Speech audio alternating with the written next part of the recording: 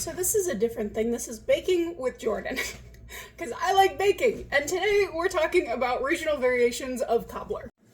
There are a lot of different versions of cobbler, sometimes referred to as fruit crumble, cobbler. What I'm making is called a sonker. There's also grunts, lots of different kinds of cobbler, and they're all generally the same ingredients, but they come from various regions, mostly across the US. What I'm making is called a sonker.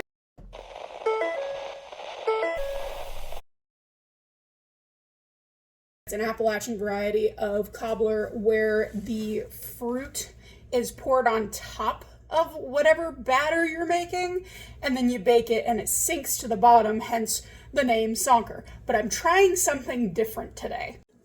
See, I usually make this with blueberries, and like the actual sonker batter is just like a simple it's equal parts flour, sugar, milk, and you mix it all together.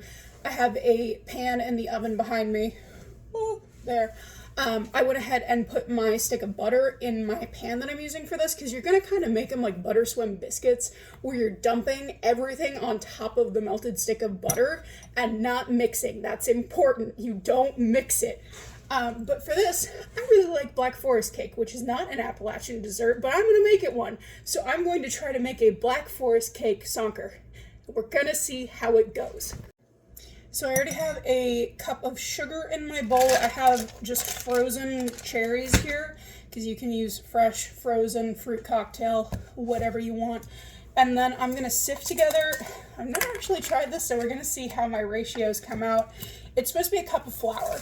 So instead of a cup of flour, I'm going to do 3/4 cup of flour. And it's supposed to be self-rising flour, but I just do the thing where it's like part of a tablespoon, not tablespoon, that's a lot, part of a teaspoon of baking powder and part of a teaspoon of salt, and add that into my flour to make it self-rising flour. Fun fact, that's how you make self-rising flour.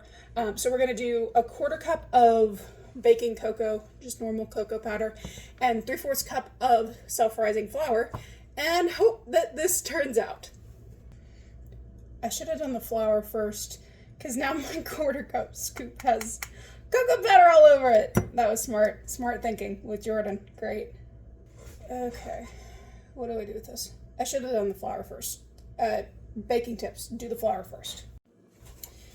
That's clean. Now on to flour. Oh, wait. I have a 1/2 cup scoop here. I grabbed that. I am smart. Okay.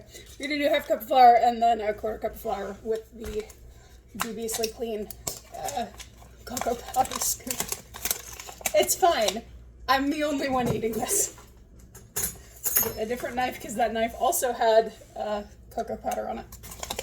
Flour time. Now, if one were a real pastry chef, which one is not, you should be doing this by weight. I don't know the weight of these ingredients. I just know, so there's this part in Steel Magnolias where Dolly Parton says to make this thing called a cuppa, and it's a cup of flour, a cup of sugar, and a cup of fruit cocktail with the juice. Mix it up, bake it 350 till golden bubbly. That's basically what this is. Without the fruit cocktail. I don't make mine with fruit cocktail. But same principle. I think I just put a full cup of flour in there. We're just gonna, it's okay. This is why we use the sifter, because if you mess up, you can pull your ingredients back out. Obviously, if I were doing this food allergy conscious, I would not be doing this. I'm actually just gonna throw that away. There it goes. And I say once again, if one were a pastry chef, which one is not, you should probably be measuring this a little bit better than I am, but generally, and since we're eyeballing this with the cocoa powder, I don't actually know if this ratio changes. My oven's preheated. We're gonna do about a teaspoon of baking powder. I think it's supposed to be like 1.5 teaspoons usually, so we'll do, that's 1, and that's some. And then 1/4 teaspoon of salt, because you should always be salting your baked goods. Come on. That's about right. and then we sift. So funny thing, I put the salt in my sieve and didn't realize that because I was using coarse ground salt, all the salt came out, so we're just gonna pop that in. It's okay. And then last thing we need is a cup of milk and then a little bit of vanilla. That's not really in the recipe, but that's because vanilla extract is not exactly something that you measure with measuring utensils. It's something you measure with your heart. It's like garlic. And now we mix. Snowman.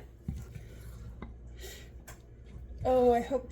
So I'm worried that this may come out dry, but then also I had this idea because if I use cherries, especially the frozen cherries, I'm hoping the extra moisture from the frozen cherries will make up for the moisture that I'm going to be losing because of the cocoa powder.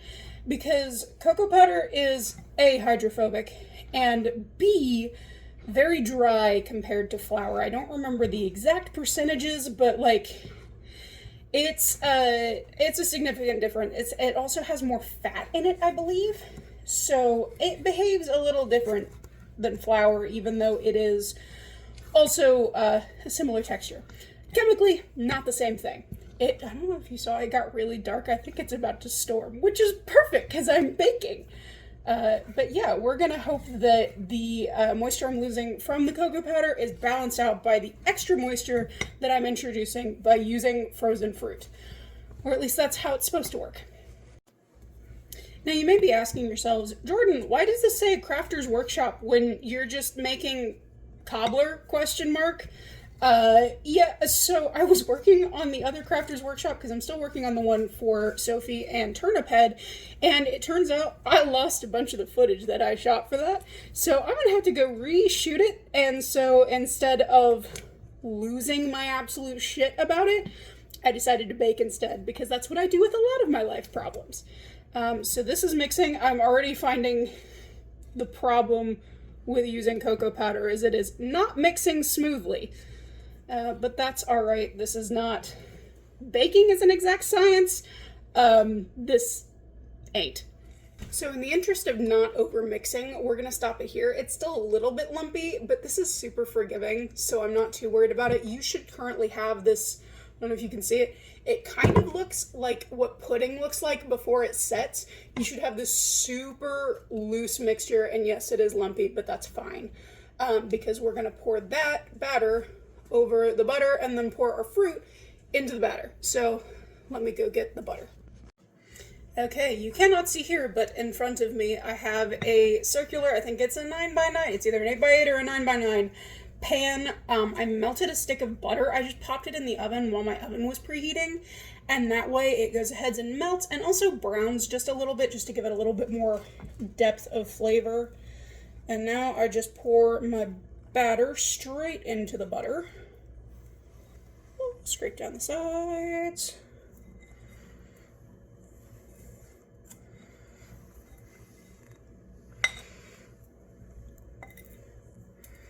Okay, that don't look too awful. Oh, don't drip chocolate. Words. Don't drip chocolate everywhere. You did not see me lick the bowl. Let's just that. And then cherries. Again, measuring with our heart. You can do more fruit than this. You can do less fruit than this. This bag won't open. The important thing is, this has nutritional value because it's fruit. So just dump the cherries on in, and they will kind of fall evenly. Where did my spatula go? It's in the bag. It's in the... Oh! You kind of just move them around so they're dotted throughout the batter, and then as this rises, they will sink. Oh, the butter is... I didn't think about that. Oh no! Oh no! So fun fact, when you drop cold cherries in hot butter, the butter starts to solidify. I knew that was a thing that happens. I didn't account for that. So that's fine, I guess. So that's what we're looking like before she goes in the oven. Got shit all over my counter. She ain't pretty yet, but once it goes in the oven and bakes, and that butter stops congealing, it'll be good, I swear. I just put that in the oven, and after all of that, I realized I forgot to add the vanilla, but that's okay, because this is chaos baking, so it's fine. Well, the pan kind of overflowed and may have slightly set my oven on fire just a little bit. It's fine. But now we have this. That's what it looks like in the mug. It doesn't look like much, but I'm gonna try it and hopefully it's good. I'm happy to report the oven fire didn't affect it. This is pretty good.